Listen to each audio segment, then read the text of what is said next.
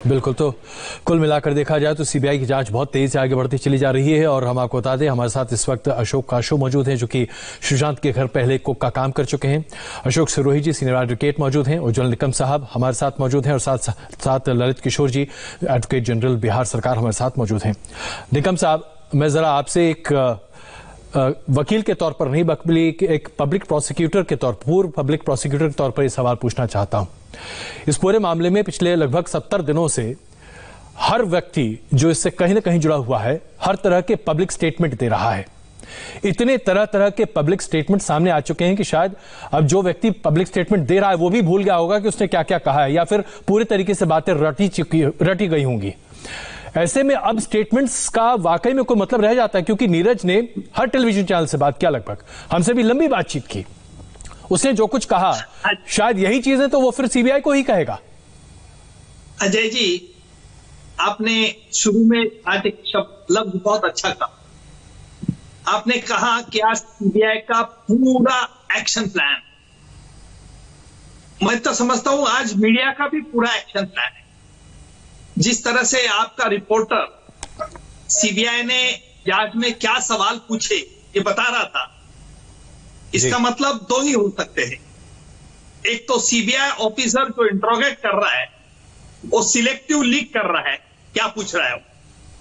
Otherwise दूसरा अर्थ ये भी है कि आपका रिपोर्टर का ये अनुमान है, इन्फ्रेंस। जहां तक मेरा पर्सनल तजुर्बा है सीबीआई के साथ काम करने का, अभी भी मैं I am working as a special public prosecutor जी, तो जहां तक तजुर्बा मेरा है कि सीबीआई जब इंट्रोगेट करते हैं तब ना मीडिया से मिलते हैं ना मीडिया को लीक करते हैं। अगर कोई पॉलिटिकल एजेंडा हो तो जरूर लीक करते हैं, पर मुझे नहीं लगता कि इस केस में उनका पॉलिटिकल कोई एजेंडा हो। बात रही आपने कहा कि अलग अलग इलेक्ट्रॉनिक चैनल ने, मैं मानता हूं कि मीडिया बहुत पावरफुल चाहिए, कॉन्शियस चाहिए, मीडिया की वजह से कोई सवाल उठ सकते हैं, कोई छुपाने की बात अगर छुपाएगा तो मीडिया उठा सकती है जी। ये होने के बावजूद आपने सही कहा अजय जी कि एक गवाहदार के चार आपने ये भी फेयरली एडमिटेड कि आपके सामने भी उनसे स्टेटमेंट दिया, यहां डिफेंस लॉयर भी है। लेकिन जब एक गवाहदार के अलग अलग स्टेटमेंट्स होते हैं जी, तो शायद ये जाहिर है कि अभियुक्त को वकील को इसका फायदा मिलता है। अभियुक्त को वकील उसको पूछता है कि भाई इंडिया टीवी के सामने आपने ये बात कही है, आज तक में ये बात कही है, टाइम्स नाउ में ये, रिपब्लिक में ये, पुलिस के सामने ये, और आप ये कह रहे हैं और मैजिस्ट्रेट सामने। यानी वो गवाहदार को इस तरह से घुमाना जाता है जी कि आखिर में वो कोर्ट में दलील पेश करते हैं कि he is not consistent with his story, he is changing story from time to time, he is a tutor person, उसको सिखाया गया है, पढ़ाया गया है जी।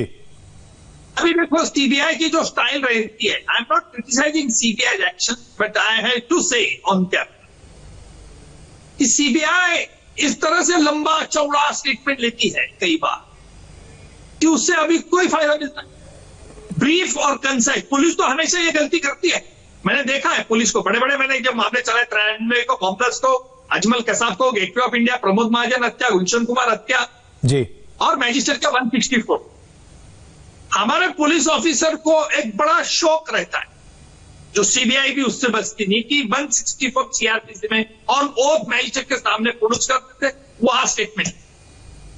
मैजिस्ट्रेट सब बोलते हैं कि चलो बताओ भाई, तुमको क्या बताना है, शॉर्ट में बताओ, वो शॉर्ट में बता देता है। यानी पुलिस के सामने स्टेटमेंट लंबा रहता है, मैजिस्ट्रेट के सामने छोटा रहता है जी। इस तरह से कॉन्ट्रडिक्शंस, ओमिशन बढ़ते हैं जो कि केस के लिए बहुत हानिकारक होता है। मैं क्षमा चाहता हूं आपको, मैं बीच में रोक रहा हूं उज्जवल साहब। हमारे साथ अभी एक गवाह मौजूद हैं, अभी हमारे साथ लाइव हैं, जो कि सुशांत के यहाँ कुक का काम पहले कर चुके हैं। अशोक हमारे साथ मौजूद हैं। अशोक, गवाही देना अपने आप में बहुत बड़ी बात होती है और आप जिस तरह की बातें कह रहे हैं, आप बहुत जिम्मेदारी से बातें कह रहे हैं, इसलिए मैं आपसे पूछना चाहता हूं, सुशांत सिंह राजपूत और रिया चक्रवर्ती को लेकर तमाम बातों के बीच इन दोनों को आप किस तरीके से देखते हैं? इनके संबंधों को आपने क्या पाया और क्या देखा था? एक्चुअली सर मैंने 2019 अप्रैल से मैं लास्ट अप्रैल से मैं इन दोनों को देखा हूँ जी, और 2019 सितंबर तक मैं साथ में था। तो उस टाइम ऐसा सिचुएशन नहीं आया था कि सर अलग कुछ बोल रहे हैं या रिया और कुछ बोल रही है, तो उन दोनों का उस टाइम तक रिलेशनशिप अच्छा था।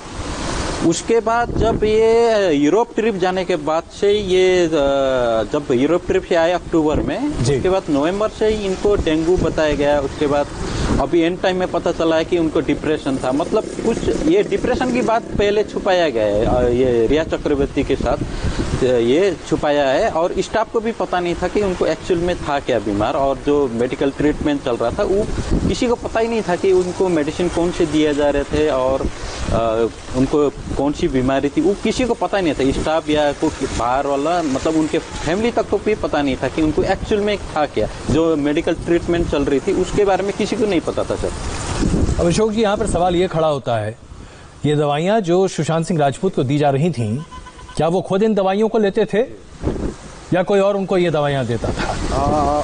क्योंकि अगर आप खुद बीमार होते हैं एक्चुअल में तो आप खुद ही दवा लेते हैं।